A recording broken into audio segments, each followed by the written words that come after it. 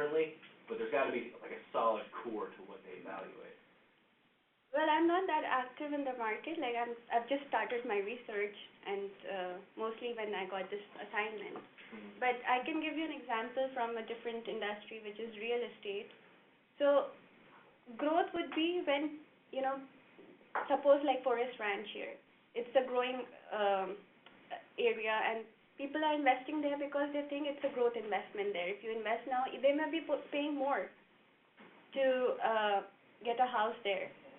So I would think of it more like a growth investment to see how the market is, how the people are moving, and sometimes it's just the pure pressure, what the peers are doing, and you are pressurized by that, and you would go and just invest, even though they might be paying the premium already.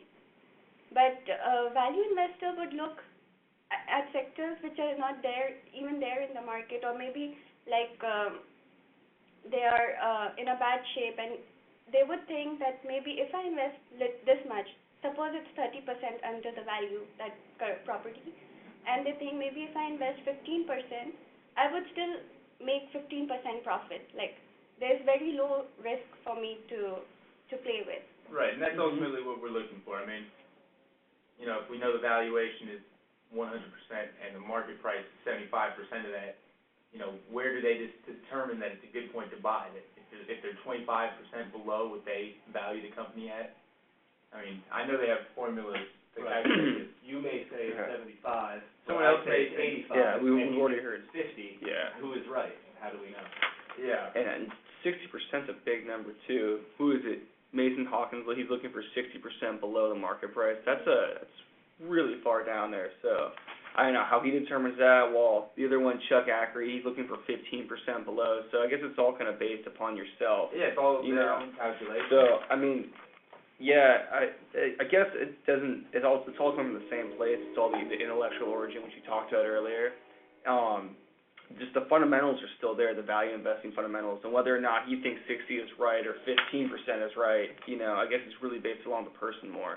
Yeah, and they have to believe in what they believe in, because even like Bill Nygren's concept today to invest in Google, but you never know what future is going to be, whether his investment will prove right or wrong or whatever. Well, that's why value investing is so good, because, I mean, technically what it is, if you strip the company down and sold it, you know exactly what it's worth. Right. So there is no prediction, really. It's not like, I'm sure the formulas are really based off their balance sheet, the company's balance sheet. Yeah, I mean, but the price these aren't earnings companies that ratio. have tons of debt. Like Google is worth nothing, really, except for clients for advertising. But like Walt Disney has boats and places to go. That's an asset. Hard assets. So I would believe value investors are... intellectual property.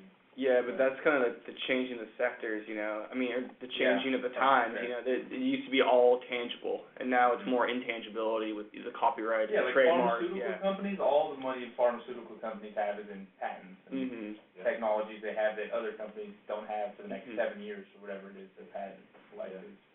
Yeah, but like Prem Butt, so he said when the market is low, it's the best period for him. Like others would be selling the shares because they don't want to hit the losses. But he says it's the best time for him to buy shares because he can get them at, way cheaper than when the market is at the peak. I wake up every morning praying for a crash, you can make some money, everything's on sale. Yeah. So, like sale, like you can either go and buy at Saks Fifth for the premium price, or you can wait for 1 year and let the price come down to 60%, and then go and buy the same thing for the cheaper rate.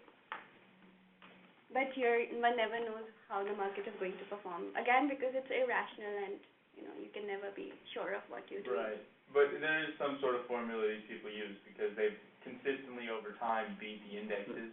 It's not all just gut feeling. They're definitely using some sort of equations that work. Yeah, but if we need these equations, we wouldn't be here, Yeah. Something to think about. I know, but that's what we want. Yeah, that's the overall goal, is trying to figure out what they figured out already. Yeah. That's what I need, like, tomorrow morning. Yeah, what are the equations? So my next super investor is William T H. over X. E Brown. and C squared. Tweety Brown. Oh, Yeah. Tweety. So his concept also I found very different. Though he's a value investor, he doesn't believe in investing, he's a very international investor, and he invests in securities outside of US also a lot. Mhm. So Bill Nygren, he is a long-term investor.